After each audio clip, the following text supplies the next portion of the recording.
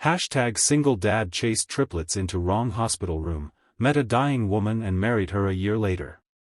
Have you ever wondered if fate exists? If some invisible hand guides us exactly where we need to be, even when everything seems to be falling apart? This is the story of Michael Bennett, a single father of 3 spirited 4-year-olds who, on the most chaotic day of his life, found love in the last place he expected, a hospital room that wasn't supposed to be part of his journey at all. If this story touches your heart, please take a moment to like this video and subscribe to our channel for more extraordinary true stories that remind us how life's biggest challenges often lead to our greatest blessings. The pediatric wing of Memorial Hospital was quiet that Tuesday afternoon, until Michael Bennett's triplets decided otherwise. 4-year-olds Emma, Ethan, and Ellie had already turned their father's world upside down since their mother walked out 2 years ago, but today they'd outdone themselves. What was supposed to be a routine checkup for Ellie's asthma had transformed into a game of hospital hide-and-seek when Ethan spotted an unattended wheelchair and decided it was the perfect getaway vehicle for his sisters. Ethan. Girls. Come back here right now. Michael's voice echoed down the sterile hallway as he sprinted after 3 bobbing heads, his worn sneakers squeaking against the polished floor. He was exhausted, the kind of bone-deep tired that comes from working double shifts as an electrical engineer while raising 3 children alone. His dark hair hadn't seen a proper cut in months, and the shadows under his eyes had become permanent fixtures on his once youthful face. The triplets giggled as they rounded another corner, disappearing from sight. Michael cursed under his breath, picking up speed. They were heading toward a wing he didn't recognize, the oncology department, though he wouldn't realize this until later. All he knew was that his children were getting farther away, and the amused smiles of hospital staff were quickly becoming concerned frowns. When he finally caught up, it was already too late. The triplets had burst into a private room at the end of the hall, and by the time Michael skidded through the doorway, they were already engaged in animated conversation with the room's occupant. "And this is Bunny, he's blue because that's the best color ever," Emma was explaining, holding up her tattered stuffed rabbit to a woman in the hospital bed. "I completely agree," the woman replied with a smile that transformed her entire face. "Blue is absolutely the best color." Michael froze in the doorway. The woman was young, perhaps early 30s like himself, with a colorful scarf wrapped around her head where hair should have been. Her frame was slight beneath the hospital blankets, her skin pale, but her eyes were alive with warmth and humor as she entertained his children. "I'm so sorry," Michael stammered, mortified. "Kids, we need to go. We're bothering this lady." "They're not bothering me at all," she said, her voice soft but clear. "I'm Sarah. And your children are delightful. They've brought more joy into this room than I've felt in weeks." Something in her voice made Michael pause. Perhaps it was the genuine pleasure in her expression as Ellie climbed onto the edge of her bed to show her a drawing, or maybe it was the way she winced slightly when she shifted position but quickly masked it with another smile. "I'm Michael," he found himself saying. "And these troublemakers are Emma, Ethan, and Ellie." "The triple ES," Sarah laughed. "Very efficient naming." "Their mother picked the names," Michael explained, then immediately regretted mentioning her. "Well, she has excellent taste," Sarah replied smoothly, saving him from his awkwardness. She turned to Ethan, who was eyeing her 4-pole with curiosity. "That's how I get my medicine. Want me to show you how it works?" Michael should have gathered his children and left. He should have apologized again for the intrusion and returned to the pediatric wing where Ellie's doctor was probably wondering where they'd disappeared to. But there was something about Sarah's presence that made him linger. For the first time in years, he felt a connection to another adult that wasn't centered around his children's needs or his work responsibilities. A nurse appeared in the doorway, surprise evident on her face. "Sarah, I didn't realize you had visitors." "Neither did I," Sarah replied with a conspiratorial wink at the triplets. "But they're the best surprise I've had during my stay." The nurse gave Michael a questioning look, and reality crashed back. "We're actually lost," he explained. We were in pediatrics for my daughter's appointment, and the kids ran off.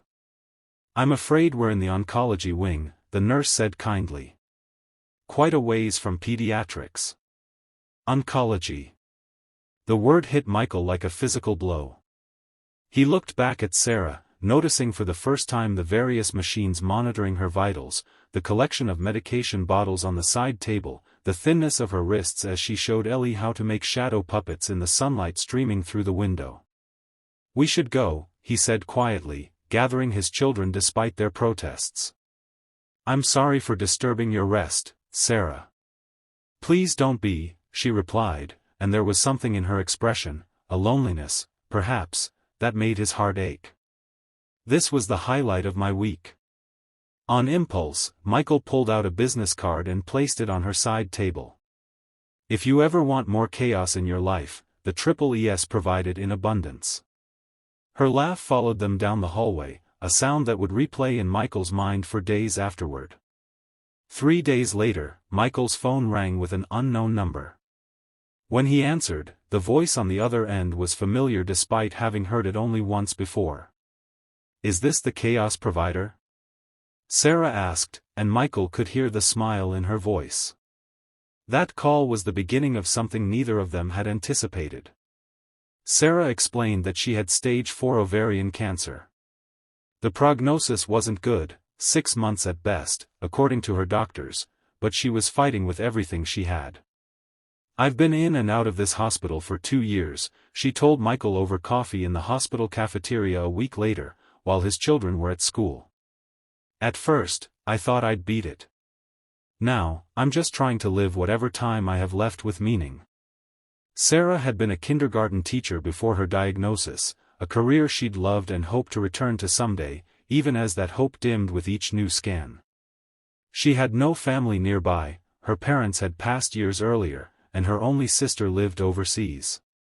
Cancer had isolated her in ways she hadn't expected, as friends gradually visited less, uncomfortable with her illness and unsure what to say. That's why your children bursting into my room felt like. I don't know, like the universe sending me a gift, she admitted. They weren't afraid of me or my baldness or the machines. They just saw another person. Michael understood isolation all too well. Since becoming a single parent, his social life had dwindled to parent-teacher conferences and the occasional conversation with neighbors. He and Sarah recognized in each other a kindred loneliness, and from that recognition grew a friendship that defied their circumstances. Against all logic, Michael found himself bringing the triplets to visit Sarah whenever she felt strong enough. They would play board games in her room, or Sarah would read to the children while Michael caught up on work emails. On her better days, when she was between treatments, Sarah would join them for outings in the hospital garden or the nearby park. You don't have to do this, Sarah told him one evening as they watched the triplets chasing fireflies. She'd been released from the hospital temporarily, and they were celebrating with a picnic dinner. Spend time with a dying woman. Michael looked at her then, really looked at her. Despite everything, there was a vibrancy to Sarah that transcended her illness. When she smiled, which was remarkably often given her circumstances, her entire being lit up with a joy that was infectious. I'm spending time with a living woman, he corrected her. One who makes my children laugh and who somehow manages to find my terrible jokes funny. They are pretty terrible, she agreed, nudging his shoulder with hers. Something shifted between them that evening. What had begun as friendship was evolving into something deeper, something that both terrified and exhilarated them. It was Ellie who first called Sarah our Sarah and Emma who asked if Sarah could come live with them so she won't be lonely anymore. Ethan, always the most perceptive of the triplets despite being the most mischievous, simply climbed into Sarah's lap one day and said, "You love us, and we love you." That's how family works.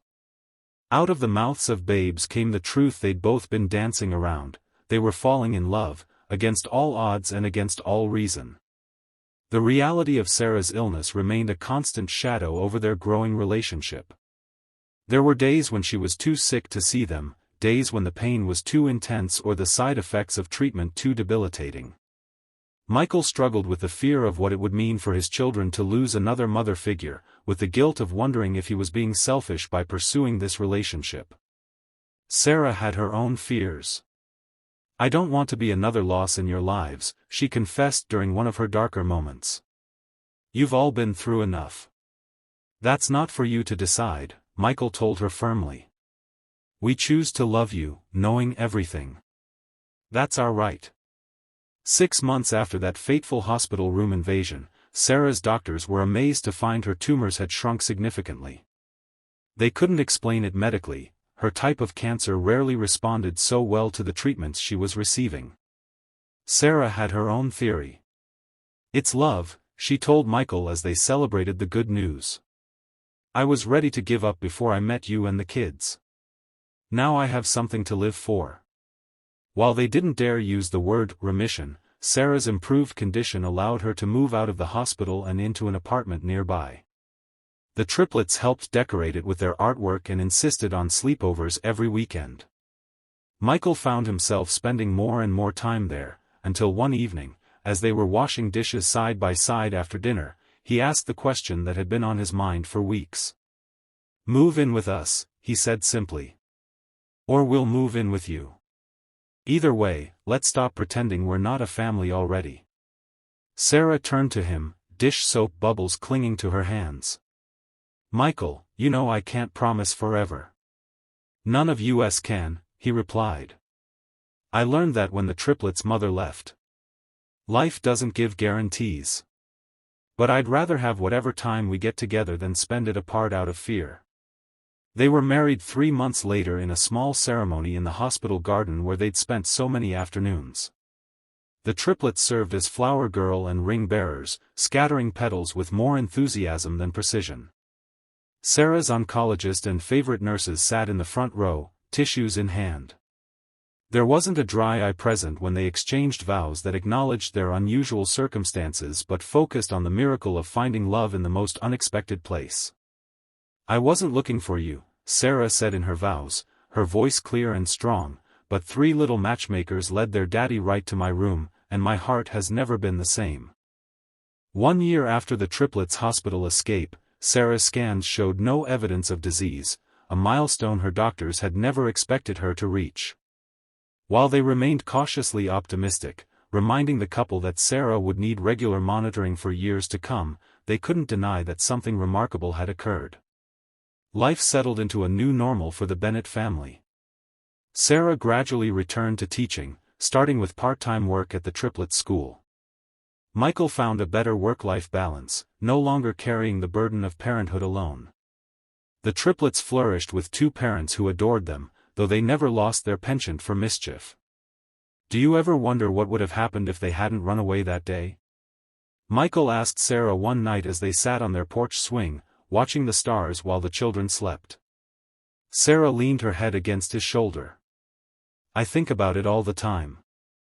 I was at my lowest point that day. The doctors had just told me the latest treatment wasn't working. I was considering stopping all treatment, just giving up." Michael tightened his arm around her, the thought of how close he'd come to never knowing her too painful to contemplate. Then suddenly, Sarah continued, "These 3 little whirlwinds burst into my room, bringing all their noise and life and curiosity with them. And right behind them was their frazzled, apologetic dad with kind eyes."